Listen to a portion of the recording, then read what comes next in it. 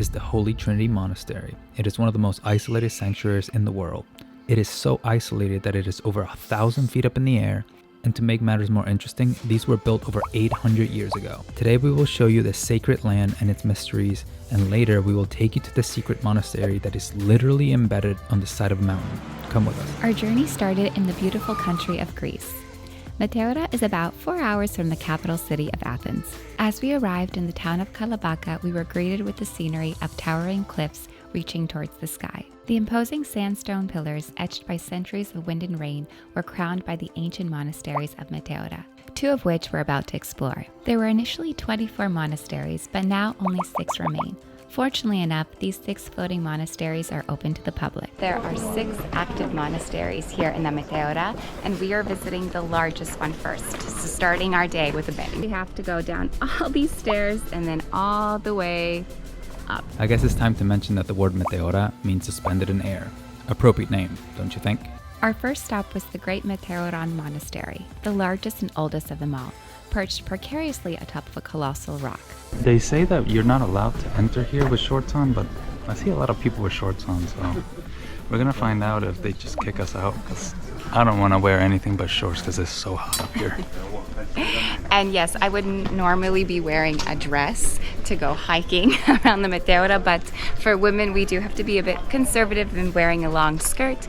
I believe they do give you something to wrap around if you're not wearing one. I'll let you know in a second. And another thing to note, that every monastery is different and every monastery has its own hours of operation. So check those out online before you head to the Meteora so you know which ones you can go to and what time they're open till. And a friendly little tip is be prepared to climb a lot of stairs.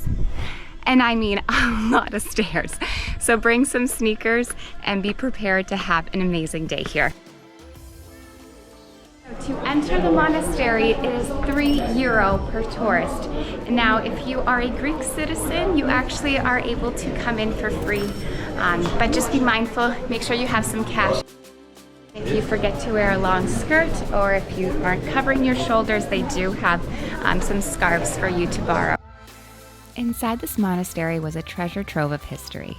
Its ornate frescoes and hushed corridors transported us back in time to the 14th century, where hermit monks first sought refuge in soaring cliffs, seeking solitude and spiritual enlightenment. Once you enter the monastery here, you feel a sense of peace and tranquility, and really this monastery in particular has some beautiful gardens, so please take your time when you come to the Meteoron because you don't want to miss the little details here. It's absolutely stunning. So Daniel, I know that I've shown you this place for a while now. What do you think? What are your first impressions?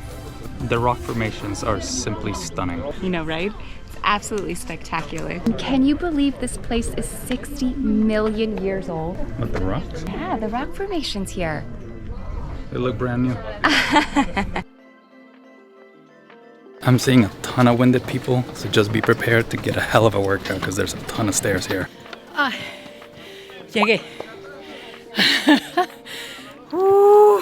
Now, Meteora has a quite interesting history. When the monks came here, they didn't initially plan to build the monasteries on top of these rocks here. When the Turkish invasion occurred in Greece, the monks decided to seek refuge on top of these rock formations, and now you see the monasteries of today. Right next to the largest monastery is the second largest monastery, Varlaam.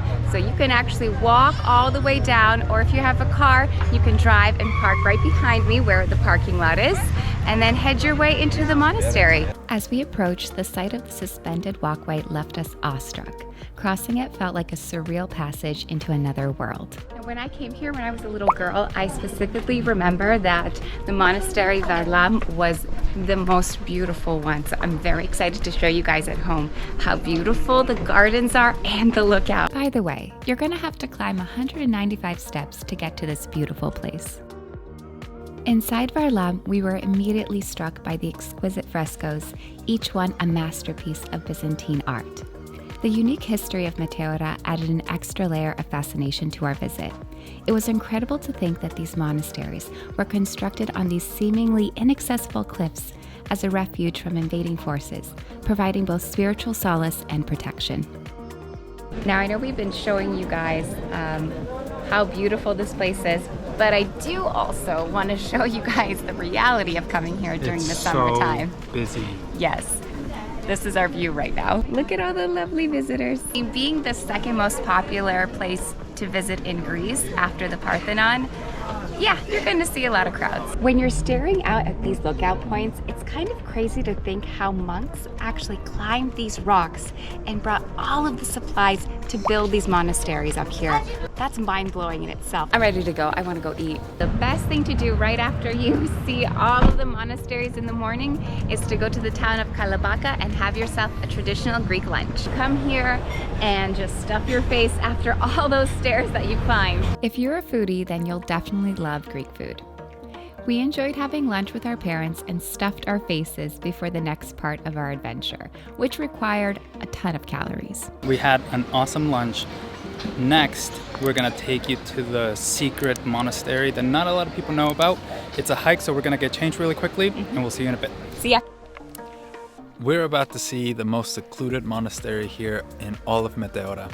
It is pretty sketchy just to park near the thing, so we'll see if we can make it there. It's supposed to be a bit of a hike, so let's get started. Our adventure took an exhilarating turn when we set our sights on the hidden gem tucked away in the hills of the Meteora. We had read online that there was one secret monastery, rarely visited by tourists, tucked away in the valley, and we wanted to see if we could find it. Our journey led us to one of the hidden gems of this mystical place, the Ypapati Monastery. The ascent to this monastery felt like we were on a Lord of the Rings type quest as we trekked up a winding path. It does actually look like it's from a storybook or from Game of Thrones, no? or from a storybook that is Game of Thrones. Exactly. Their journey to reach it was an adventure in itself, as we embarked on a thrilling hike along a winding trail that snaked its way up the imposing cliff. Unreal how somebody can just build that hundreds and hundreds of years ago next to a cliff. It really is quite remarkable. It's absolutely beautiful. It just makes you think, how did that get built? That's what we came here for. As we ascended, the breathtaking beauty of the surroundings unfolded before us. The sheer rock formations of Meteora seemed to touch the heavens, creating an otherworldly landscape. The Ypapati Monastery clung to the side of the cliff, its stone walls and terracotta rooftops blending seamlessly with the natural rock. Its unique location was not only a testament to human ingenuity, but also a symbol of spiritual devotion. I can definitely see the Game of Thrones resemblance. Maybe there's like a secret knock.